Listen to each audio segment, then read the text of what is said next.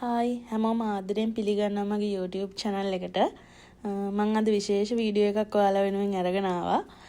මේ වීඩියෝ එකේදී මම පෙන්නන්න යන්නේ ඇමරිකාවේ මිනසෝටා ප්‍රාන්තයේ තියෙන ගුහාවක්. ඒ ගුහාවේ නම තමයි නයන්ගරා ගුහාව කියලා කියන්නේ. මේක පිහිටි පොළවේ ඉඳලා අඩි 200ක් ගැඹුරට පිහිටලා තියෙනවා. මේ ගුහාව බලන්න සංචාරකයන් විදිහට ටිකට් පතක් මිලදී අරගෙන අපිට එකතු වෙන්න පුළුවන්. මේ ගුහාව නරඹන්නේදී අපි මඟ පෙන්වන්නේ කියාලගෙන් ගන්න ඕනි. ඒ කියන්නේ එක මඟ පෙන්වන්නේ යටතේ අපි කණ්ඩායමක් තමයි අරගෙන යන්නේ. මොකද අපි මේක ඇතුලේ අතරමං වෙන්න පුළුවන්. ගොඩක් පාරවල් තියෙනවා, ලයිට් දාලා තියෙනවා, හොඳට පාරවල් යන්න හදලා තියෙනවා. ඉතින් අපි මේ මඟ පෙන්වන්න යටතේ එයත් එක්ක ඇතුලට ඇවිදගෙන යන එක තමයි කරන්න තියෙන්නේ. එයා අපිට හඳුන්වලා දෙනවා එතකොට මොනවද මේකේ තියෙන විශේෂ අවස්ථා කියලා. That reach is usually around 6 to 8 feet deep, depending on how much rain we've had up the surface recently, and that'll flow underneath the pathway that we'll walk on all the way down into the water color. So I'll talk a little bit more about that once we get down there. But watch your heads, there will be some low ceilings as we get down into this area. මේ ගුහාවේ අපිට විශේෂ ලක්ෂණ කීපයක් දකින්න හම්බ වෙනවා. එකක් තමයි මේක ස්වභාවික පිහිටපු ගුහාවක්. ඒ කියන්නේ ස්වභාවිකව පොළව යටට අපිට අඩි 200ක් යනකම් ඇවිදගෙන යන්න පුළුවන්. ඒ වගේම මේ ගුහාව ඇතුළේ අපිට දියපාරක් දකින්න හම්බ වෙනවා. ඒ දියපාර එක තැනකදී දිය ඇල්ලක් බවට පත් වෙනවා. ඒකේ උස අඩි 60ක් විතර උස දිය ඇල්ලක් අපිට මේක ඇතුළේ දකින්න පුළුවන්. ඔයාලට ඊළඟට මේ වීඩියෝ එකේ තව ටිකකින් මේ දියපාර දකින්න පුළුවන්. ඒ වගේම මේක අපිට වසර මිලියන 450කට වැඩි පොසිල දකින්න පුළුවන්. මුහුදු ජීවීන්ගේ මුහුදු ශාකවල පොසිල ගණනාවක් අපිට දකින්න හම්බ වෙනවා.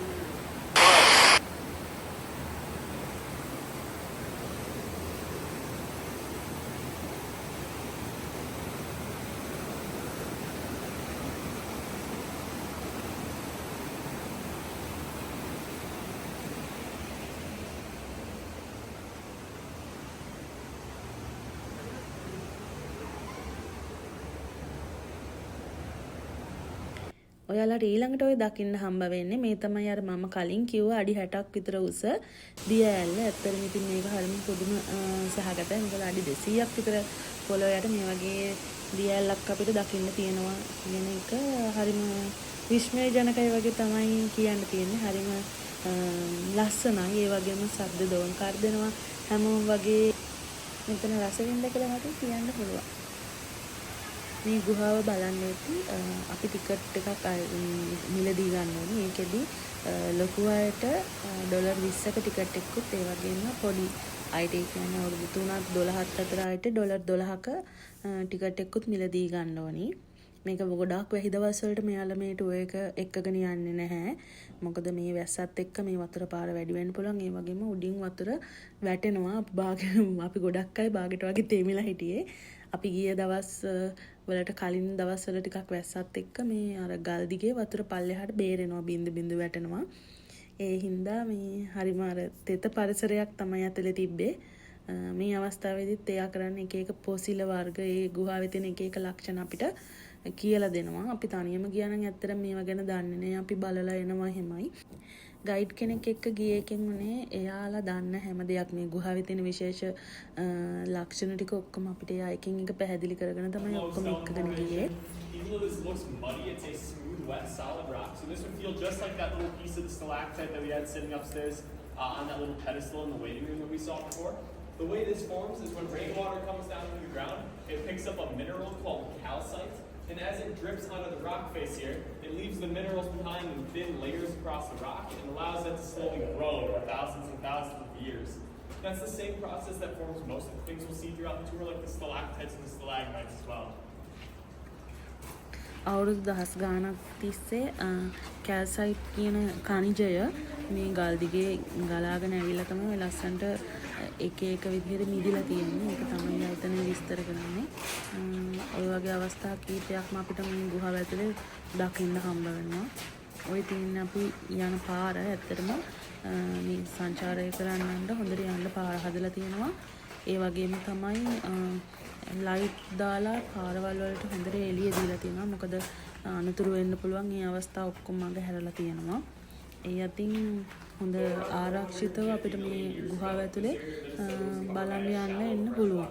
ඒ වුණාට අර තනියම යන්න දෙන්නේ නැහැ. ඒක එයාලගේ නීතියක් විදිහට එයාලා සංචාරක මඟ පෙන්වන්න එක තමයි යවන්නේ. එතකොට එයා ඔතනදී ඔය පෙන්වන්න වලට බෙල්ලෙක්ගේ ලක්ෂණයක් වගේ එකක් පෙන්නේ. මම කිව්වා මේකේ මුහුදු ජීවීන්ගේ පොසිල තියෙනවා කියලා. ඒ කියන්නේ වසර මිලියන 450කට වැඩි වයසින් වැඩි පොසිල අපිට මේකේ දකින්න හම්බෙනවා. ඒ එතන එකක් තියෙන්නේ. ඒ වගේ පොසිල ගණනාවක් තියෙන. ඒ වගේම පණුව වගේ සත්තුන්ගේ පොසිල තියෙනවා. ඒ වගේම දැල්ලෙක්ගේ පොසිලයක් අපි දැක්කා. මේ වගේ පොසිල කිහිපයක්ම අපිට මේ ගුහාව ඇතුළේදී දකින්න හම්බ වෙනවා. මොකද මේක ඉස්සරම මුහුදේ යට වෙලා තිබිච්ච ගුහාවක් විතර තමයි අපිට කියලා දුන්නේ. ඒ හින්දා තමයි අර මුහුදු ජීවීන් මේ පොසිල බවට පත් වෙලා මේ ගුහාවේ අපිට දැක ගන්න හම්බ වෙන්නේ. ඔය අපි යන පාර සමහර අවස්ථාවල අපි නැමිලා යන්න ඕනේ. මොකද ගල් වල ඔළුව වැදෙන්න පුළුවන්.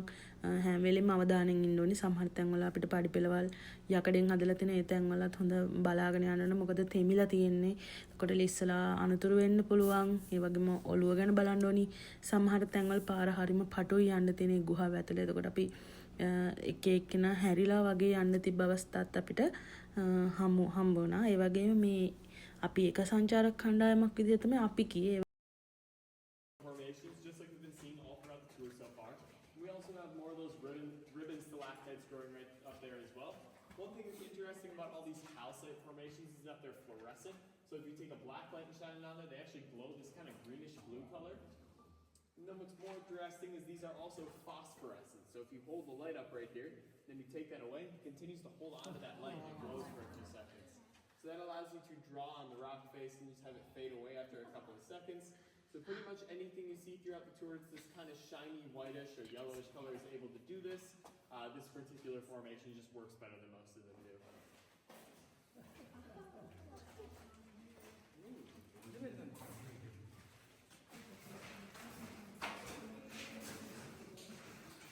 Now, if you take a look down here, you can see a formation of some stalagmites, which is very rare in our cave. This is one of only a couple stalagmite formations that we have in the entire cave. The reason we don't have too many of them is just because with the cave being like a long hallway, it doesn't offer many surfaces like this where these are able to grow very well. And the only other place down here that would be really suitable for them would be the floors, and with people walking over that all the time, it doesn't offer them any chance to grow. Right up there, we have our largest formation of ribbon stalactites that we have in the cave.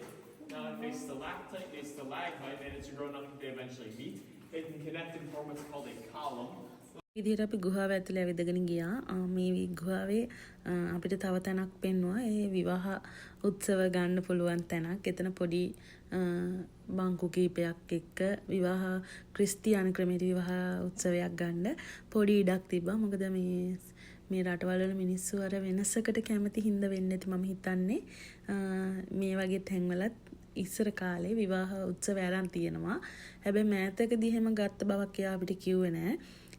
මේ ගුහාව හොයාගත්ත විදිහ ගැන කිව්වොත් 1940 ගණන් වල තමයි මේ ගුහාව හොයාගෙන තියෙන්නේ. මේකට ඌරු පැටියෙක් වැටලා තියෙනවා. ඒ ඌරු පැටිය හොයාගෙන යද්දි තමයි මේ ගුහාව හොයාගෙන තියෙන්නේ.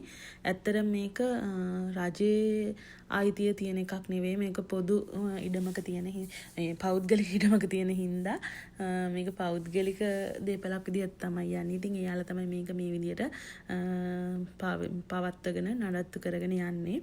ඒ වගේම මේ ගුහාව ඇතුලේ අපි සංචාරය කරලා ඇවිල්ලා අපිට උඩයාලගේ පොඩි ෂොප් එකක් තියෙන එකකින් අපිට ඕන නම් සිහිවටන විදිහට එක එක දේවල් මිලදී ගන්නත් පුළුවන්. මම ඒක ගැන පොඩි ෂෝට් එකක් දාලා තියෙන ෂොප් එකේ තිබ්බේවා. ඒ වගේම තමයි ගුහා වලින් හම්බ වෙන පාස් මල්ලක් ඕන නම් පොඩි ළමයිට එහෙම සල්ලි දීලා ගන්න පුළුවන්.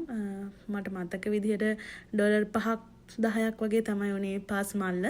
ඊට පස්සේ යාළගේ තියෙනවා අර පස් හොදන්න වෙනම පොඩි ට්‍රේ එකක් වගේ ලීයෙන් හදලා තියෙනවා. අර ලංකාවේ පතල් වල මැණික් ගරලා මැණික් මේවා කරගන්න ඒ වගේ ක්‍රමයකට ඒ පස් වල තියෙන මේ පාෂාණ වර්ග එක එක හොයා ගන්න පුළුවන් වෙන්න එයාලා එතන හරි ලස්සන අර උපක්‍රමයක් විදියට භාවිතා කරනවා. චූටි ළමයි ඉතින් ඒකට ආකර්ෂණය වෙනවා. ඔක්කොම වගේ ආසයි ඒ වගේ දේවල් වලට.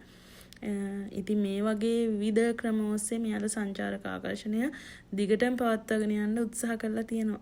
දැන් ඉතින් අපි ඔය ගුහාව දිගේ ඇතුළට ඇවිදගෙන යනවා. පල්ලෙහාට බැස්සා වගේ මඩි 200ක් අපි ආයි පල්ලෙහා ඉඳලා උඩට අර 200ක් එන්නත් ඕනි. මට නම් අවසානට එනකොට හොඳටම මහන්සි. මට විතරක් නෙවෙයි හැමෝම අවසානට ගෙලියට ඇවිල්ලා හති එරියා. මොකද අර සීතලත් එක්ක පහලට යන්න අපිට හුස්ම ගන්න අමාරු වෙනවා. මම හිතන්නේ ඔක්සිජන් යන ප්‍රමාණය අඩු හින්දා වෙන්න ඇති. මට නම් නිකන් මහන්සි ගතිය හොඳටම තිබ්බා. මොකද හැමෝම ඉක්මනට ගියා. ඒක පොඩි වෙලාවක් ඇතුළත තමයි මුළු ගුහාව ඇතුළෙම අපි එක්කගෙන යන්නේ. ඉතින් අපි සම්පූර්ණයෙන්ම කියන්නේ අතාරින්නේ නැතුව මුළු ගුහාවම ඇවිදින්නත් ඕනිනේ. ඒ හින්දා අපිත් එක්ක තව ලංකාවේ පවුලක් ගියා. ඒ වගේම ඉතිරි කට්ටිය අපිට හෙදි තමයි හම්බ වුනේ. අපි ඉතින් අපේ සම එකේ ගිය අවුරුද්දේ ගිය එක ගමනක් විදිහට මේ නායගරා ගුහාව බලන්න ගියා. ඉතින් ඒක ඇත්තටම හරිම ලස්සන අත්දැකීමක්. මොකද අපිට කලින් මේ වගේ ගුහාවක් ඇතුලේ අත්දැකීමක් තිබිලා නැහැ. මේ මිනසෝටා ප්‍රාන්තයේ අපිට මේ වගේ ගුහා 2-3ක්ම තියෙනවා. හැබැයි අපි මේකට ගිය හින්දා අපි ආයි වෙන දෙක තියෙන ඒවාට අපි යන්න උත්සාහ කරේ නැහැ. මොකද මේ වගේම වෙන්න ඇති කියලා අපි හිතුවා. මේ අත්දැකීම එකක් ගත්තා නම් ඇති කියන තැන අපි හිටියා. ඒ හින්දා අපි මේ ගුහාවට ගිහිල්ලා ආයි ගුහාවකට යන්න උත්සාහ කරේ නැහැ. ඉතින් ඇත්තටම මේක හරි ලස්සන අත්දැකීමක් වුණා අපිට නම්. මං හිතනවා ඉතින් මේක බලන අයටත් මේක දෙයක් ගන්න, ඒ වගේම මේ රටේ කොහොමද මේවා තියෙන්නේ කියලා පොඩි හරි අවබෝධයක් එන්න ඇති. එහෙම අර ආසා කට්ටිය ඉන්නවනම් ඇත්තටම මං හිතනවා මේක චූටි හරි අයට හිතට සතුටක් ගේන්න මගේ වීඩියෝ එකෙන් පුළුවන් වෙන්න ඇති කියලා හිතනවා. ඉතින් මෙච්චර වෙලාවක් මාත් එක්ක මගේ වීඩියෝ එකත් එක්ක රැඳිලා හිටිය හැමෝටම ගොඩක් ස්තුතියි. ආයි දවසක අපි මේ වගේ ලස්සන වීඩියෝ එකකින් හම්බ වෙමු.